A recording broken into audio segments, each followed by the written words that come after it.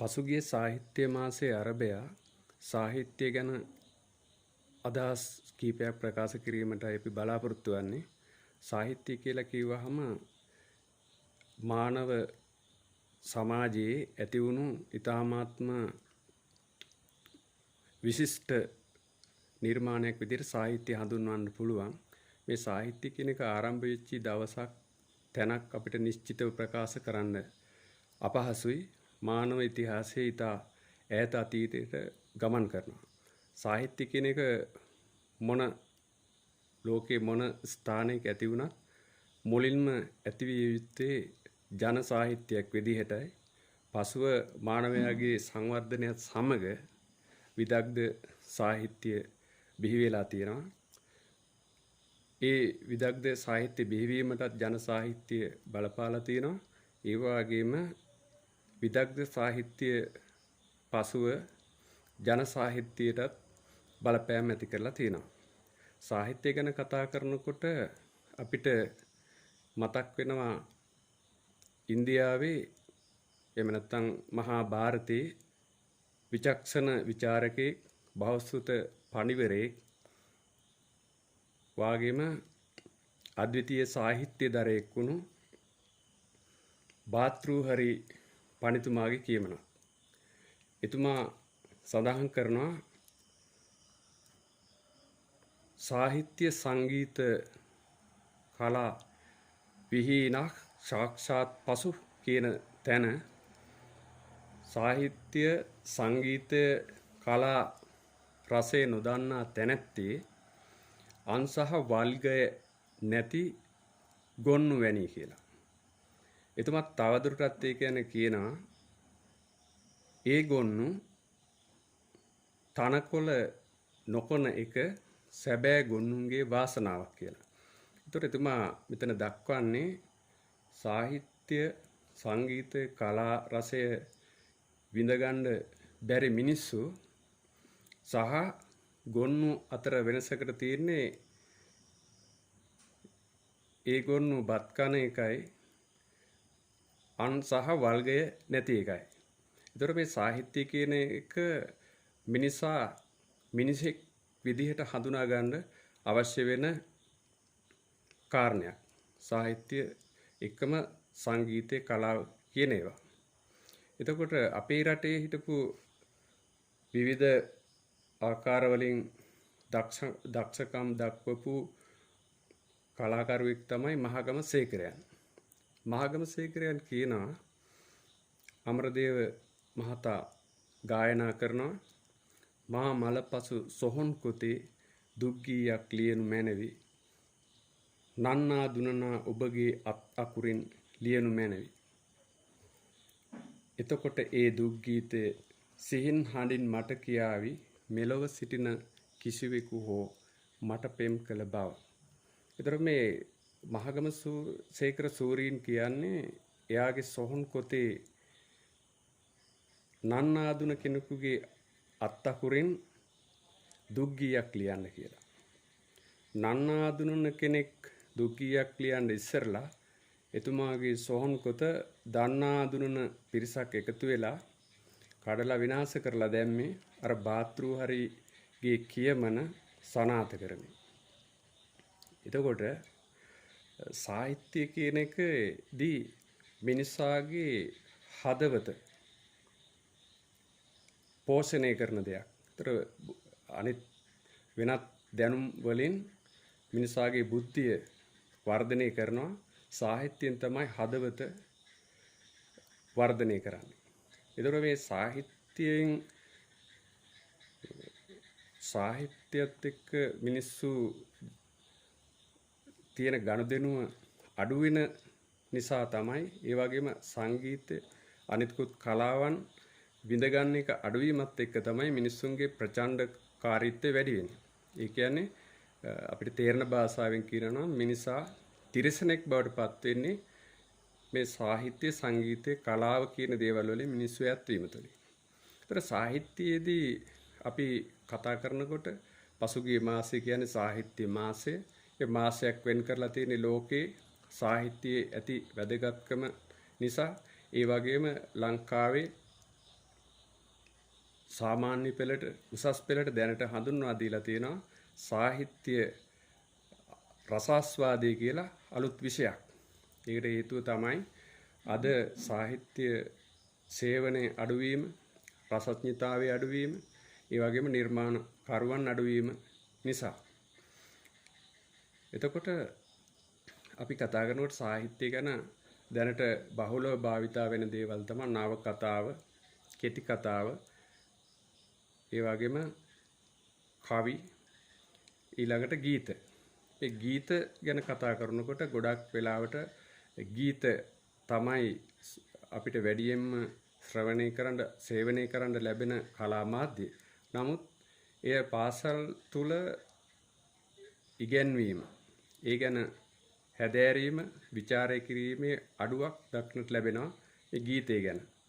කවිවල තරම්වත් ගීතය ගැන කතා කරන්නේ නැති තත්ත්වයක් තමයි තියෙන්නේ. ඒතර සාහිත්‍ය කියන එකේදී ඒ සාහිත්‍ය නිර්මාණකරුවන් කියන කෙනා හැම කෙනෙකුටම සාහිත්‍යකරුවෙක් වෙන්න බෑ.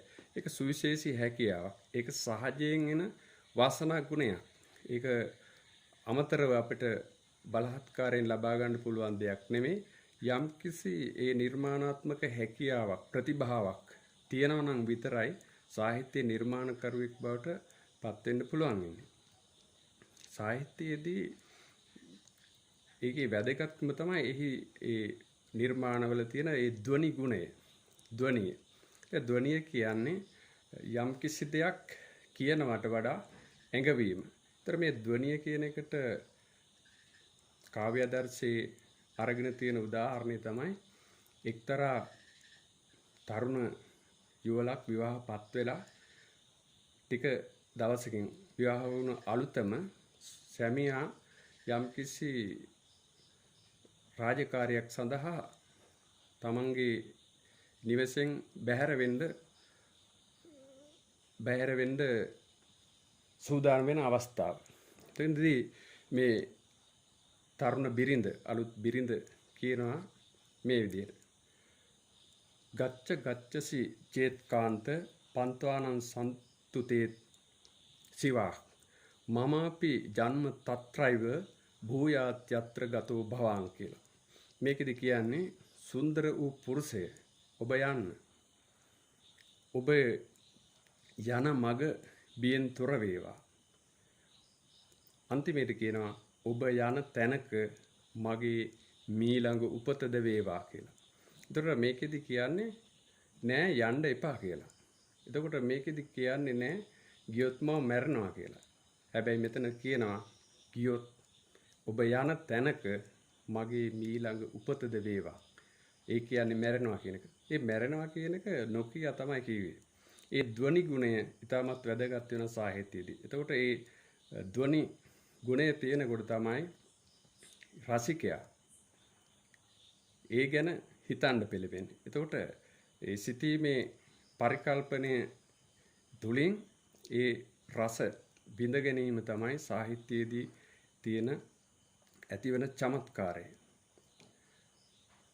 එතකොට මේ සාහිත්‍ය කියන එක අපි බැලුවොත් ලෝකේ ඕනෑම රටක රාජ්‍ය අනුග්‍රහයත් එක්ක තමයි සාහිත්‍ය වර්ධනය දකින්න පුළුවන් වෙන්නේ. අපි බලපුවම අනුරාධපුර යුගයේ, ඒ වගේම පොළොන්නරු යුගයේ, දඹදෙණි යුගයේ, කෝට්ටේ යුගයේ ඒ රාජ්‍ය අනුග්‍රහයනුත් එක්ක තමයි ඒ යුගවල සාහිත්‍ය බැබලිලා තියෙන්නේ.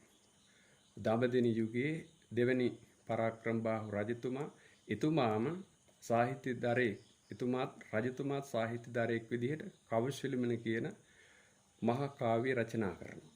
ඒ වගේම කෝට්ටේ යුගයේ තමයි අපේ පද්‍ය සාහිත්‍යයේ ස්වර්ණමය යුගය. එතකොට මේ විශාල පද්‍ය කාව්‍යයන් ගණනාවක් රචනා වෙන්නේ ඒ රාජ්‍ය අනුග්‍රහයත් එක්ක.